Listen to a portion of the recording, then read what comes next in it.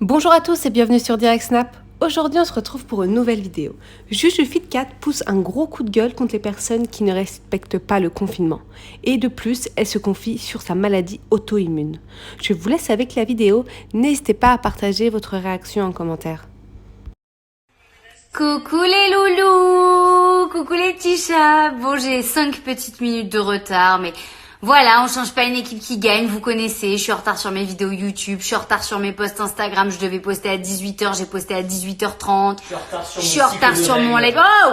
Je parle pas de mes règles en plein direct, il pète un câble. Oui, non, mais parce qu'il y a Thibaut juste là, je sais pas si vous voyez une petite épaule là.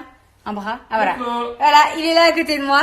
On est 1900. On va attendre un petit peu que tout le monde arrive sur le live.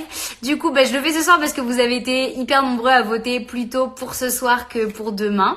Donc tant pis, il y aura pas de live demain. Non, je rigole. Demain, il y a un live de 16h à 17h, je rappelle. Demain, on fait un live cuisine de 16h à 17h. Je vais essayer de vous, excusez-moi, il y a eu un petit bug. Je vais essayer de vous. Oh, coucou ma Carla. Il y a Carla, la chanteuse de Bim Bam Toi, qui est dans le live. Ça fait trop plaisir. J'espère que tout va bien pour toi, ma belle, à Nice, et que tu passes ton temps auprès de ta famille à te reposer, et puis tu nous referas des super chansons plus tard.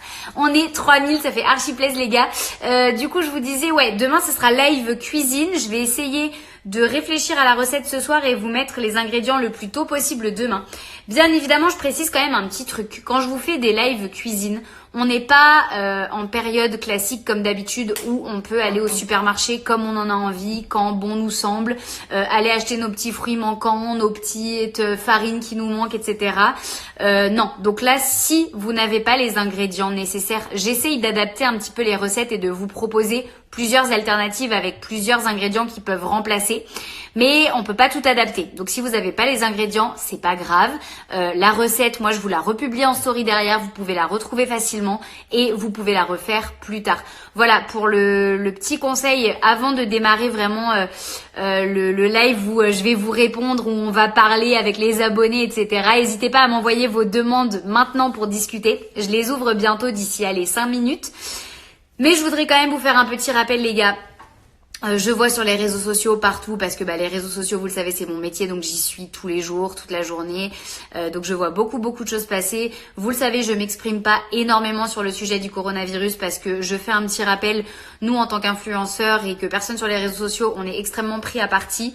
À savoir, comme je vous l'ai déjà expliqué, il y a les personnes qui, lorsqu'on essaye d'être rassurant auprès de nos communautés, nous disent que on doit pas être rassurant, qu'il faut qu'on leur explique à quel point c'est grave, etc. Et c'est vrai, ce qui se passe, c'est vraiment grave. Mais voilà, du coup, en fait, on se fait un peu taper sur les doigts parce qu'on est trop rassurant et que du coup, on met pas assez en garde les gens. Quand on exprime un petit peu nos peurs, parce que vous savez, on est comme nous, on est humain. Nous aussi, on a un petit peu peur de ce qui se passe. Nous aussi, on commence à trouver que la situation est grave, etc. Et quand on exprime nos appréhensions, on se fait taper sur les doigts parce que on fait peur à notre communauté, qu'on a des communautés qui sont très grandes et qu'on ne devrait pas leur faire peur. Ensuite, quand on fait des messages de prévention, on nous dit oui, mais avant de faire de la prévention, soyez sûr de ce que vous dites pas n'importe quoi, c'est aux médecins de faire de la prévention, pas à vous, blablabla. Et quand on n'en fait pas, on se fait engueuler parce qu'on met pas en garde notre communauté.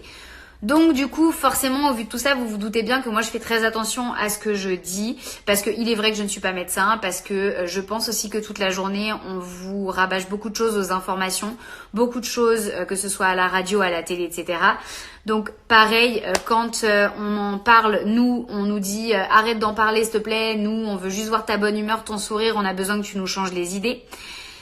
Et quand on vous en parle pas, on est pareil, on nous reproche de pas vous en parler. Donc c'est vrai que c'est assez compliqué comme situation à gérer pour tout le monde et pour nous aussi.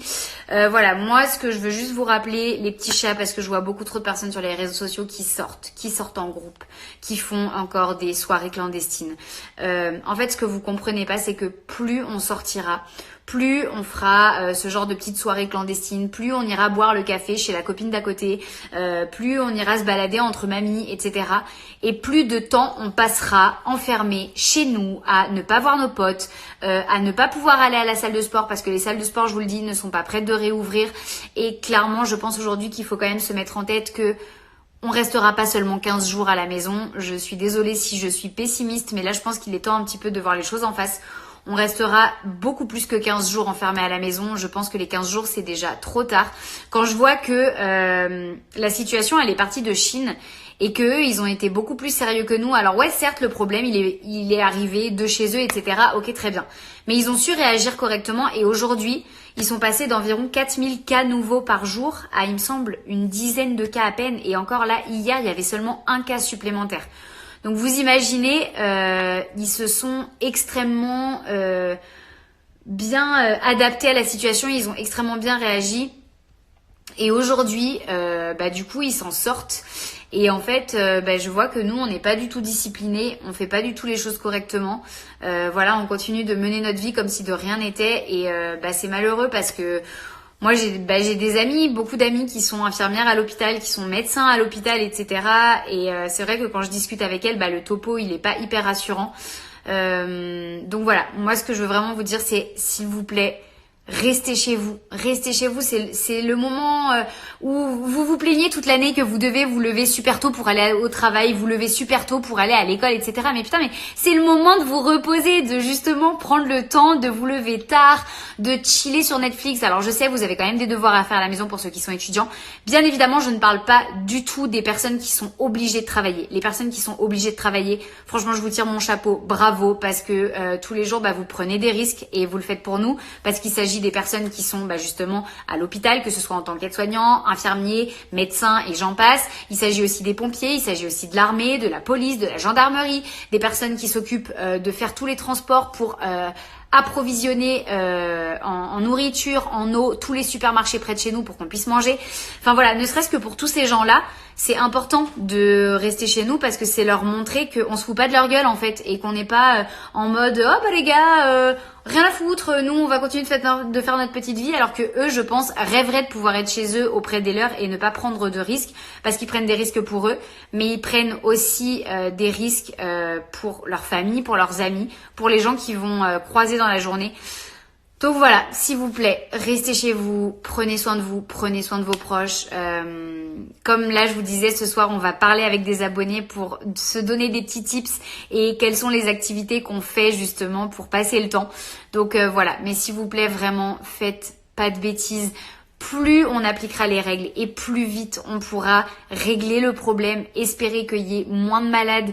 Je lisais aujourd'hui des témoignages de personnes qui ont vu leurs rendez-vous médicaux à l'hôpital être annulés parce qu'il faut s'occuper des cas de coronavirus. Mais je parle pas forcément des petits rendez-vous médicaux qui sont pas graves, c'est-à-dire le petit rhume et tu peux pas aller chez le médecin. Je parle de personnes qui ont des cancers qui ne peuvent pas aller faire leur rendez-vous parce que il y a beaucoup trop de personnes atteintes du corona à l'hôpital.